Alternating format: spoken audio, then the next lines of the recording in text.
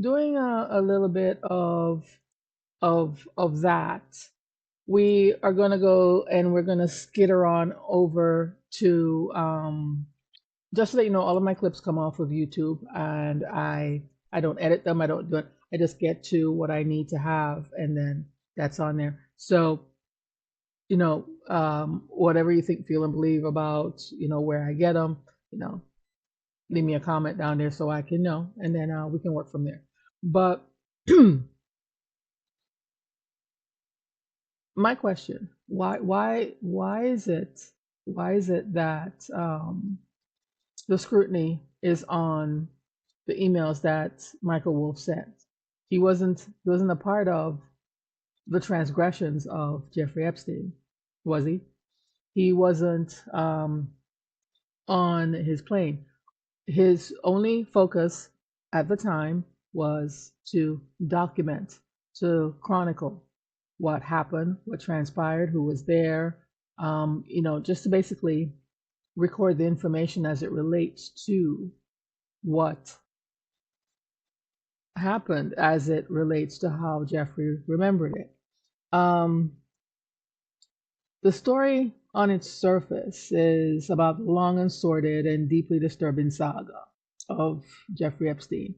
But I always felt, and I always believe, and it's my opinion, and I still live in a country that allows you to have it, but it's my opinion that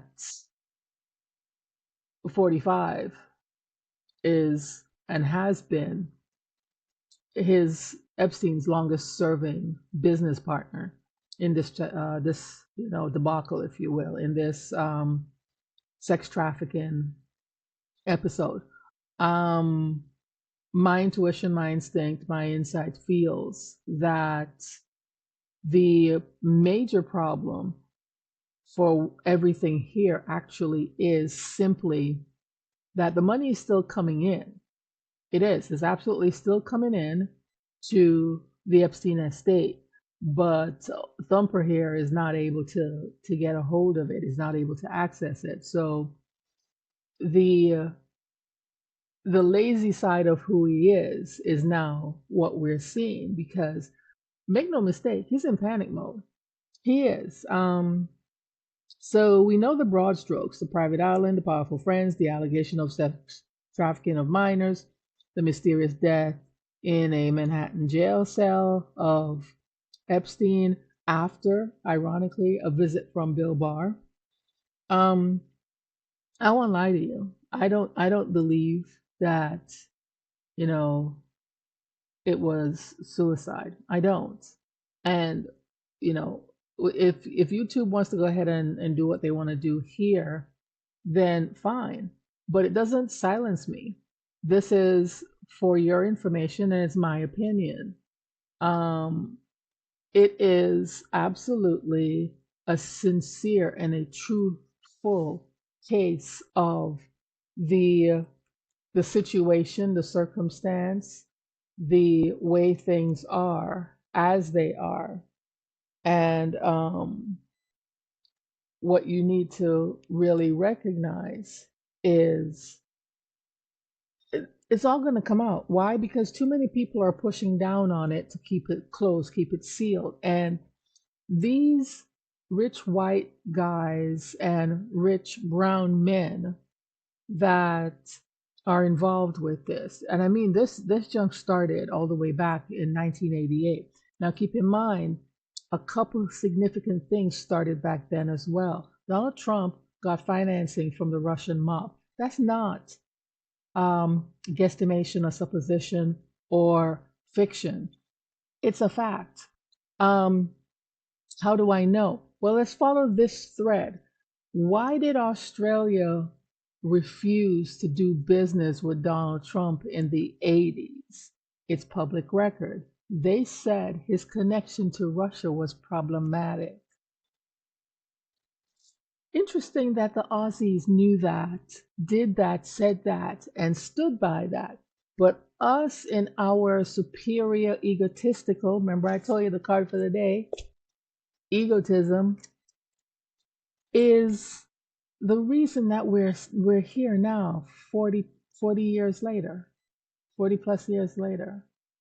So if the dots are connecting, there's no way to stop it. The momentum is already out of our hands. It's definitely gone. It is explosive. It is gone. That's it. All we get to do right now is to watch the fallout. And I'll tell you another thing. Donald Trump is shitting his pants literally, medically, and absolutely. And the only thing that's going to come about from all of this is one simple thing, which is, will he have a medical event or will he have a criminal event? So I will continue to read a couple of things here because in recent weeks we've seen the fallout from the saga that continues to ripple outward. Most notably across the Atlantic, Prince Andrew, the Duke of York, who is now ineffective since been exiled by his family. He has been stripped of everything. And I think it's fascinating because the only thing that he has that he can hold on to is he has a little bit of money. Now, in the realm of the royal family, when you talk about a little bit of money, you're talking about a few million. And he's going to have to live on that, off that, and with that. So, what is his silence worth? If he is going to disclose anything, if he dares to disclose anything, will he, I don't know, will he go about it by, say, talking to people, sharing the information with them, or not? What's going to happen? So, let's just see. So let's connect the dots here. The timeline takes us back to 2008. The Bush administration is in its final year. In Florida, federal prosecutor Alexander Acosta is negotiating a now infamous plea for Jeffrey Epstein. It's a deal, and one that would see him plead guilty to a minor state charge of soliciting prostitution, thereby serving 13 months in a county jail with work release and immunize his potential co-conspirators. And I'll use simple vocabulary here. It means his co-conspirators won't get touched. He took the fall. And in order for us to know why he took the fall that way, how much money did he get for that 13-month stay? We've long been told this was a sweetheart deal to protect powerful names from the shame of a sex trafficking trial. But what if that was only a half of the story? According to reports now being pursued by investigators like Senator Roy Wyden, the Epstein investigation in 2008 wasn't just about sex trafficking. It was also about money laundering, specifically money laundering for Russian interests. Remember I told you about them dots? Here we go. Epstein, a man with no visible, legitimate source for his enormous wealth, made several trips to Russia during this period.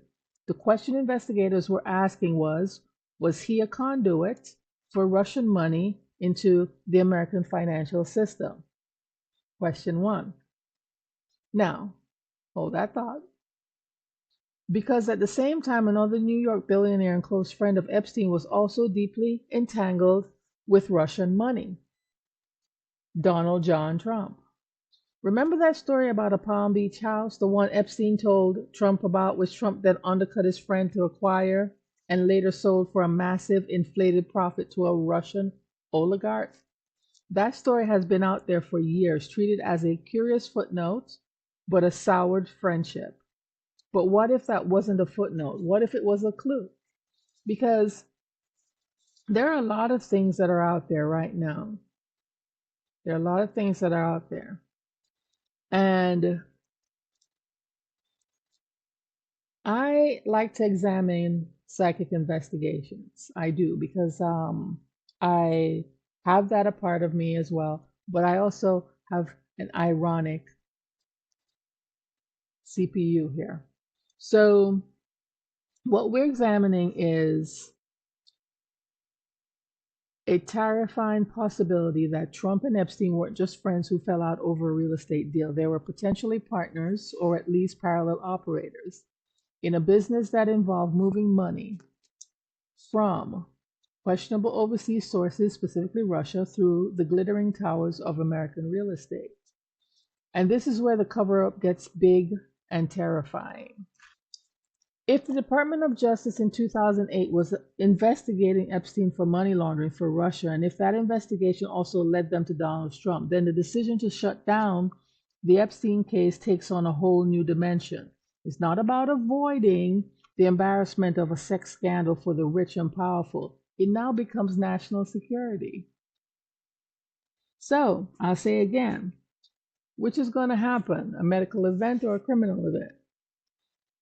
Now, a money laundering case of that magnitude wouldn't just take down a financier and a reality TV star. It would implicate the banks that facilitated that transaction. It would also expose deep, compromising financial ties between powerful Americans and a hostile foreign power. It would strike at the heart of America's financial sector. Now, do you see how this is changing its stripes? Now, do you see how truly, truly deep this depravity does go? Now, if you want to look at the Republicans as a whole and then weed out who you think, feel, and believe that are not a party of this, you're going to have to start looking at things like Citizens United. Look at who they're funding. Look at who these billionaires are supporting. And you need to truly pay attention, because if all it truly comes down to is money and power, then we the people need to start flexing, and we the people need to start doing what's best for us. There is more of us than is of them. So one of our sponsors for this is a little company called Signature Permitting. Signature Permitting is a professional service for building permits in the state of Florida. And they are supporting this little channel. And they're also asking that we mention that if you're looking for a professional permitting service provider, they are one of 7 in the state. You can find their number in our comment section and you can contact them. So let's go back to this.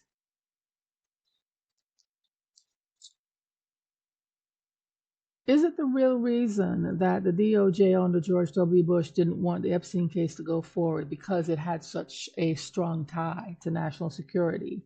And is that the same reason that there has been such a fierce institutional resistance to releasing the full, unredacted Epstein files to this day?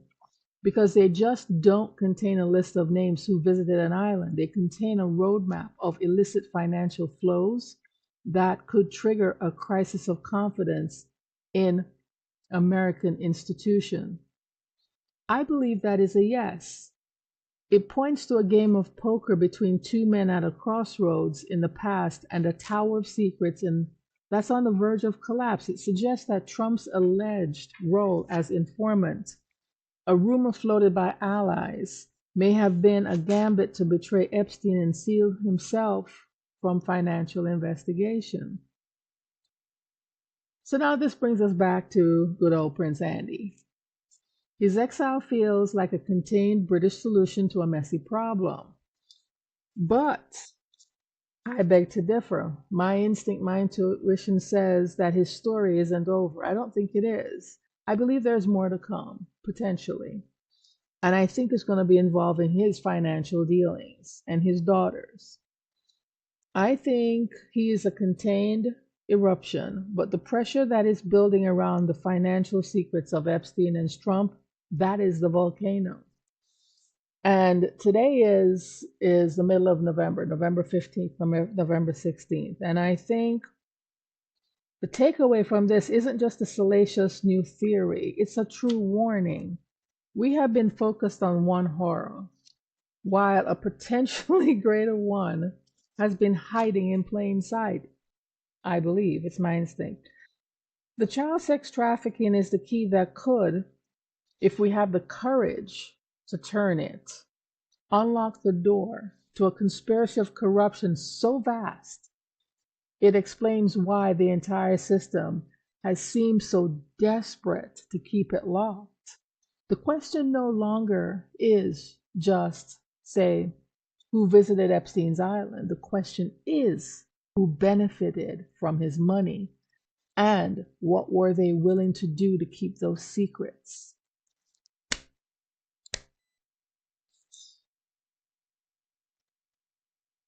I'd like you to like, share, and subscribe. Become a know it all. Join us. And for the Allison Knows podcast, I'm Allison. I suggest that you do with this information what you will. Catch me again. Hit the curve around and we'll see where we get to. Take it easy.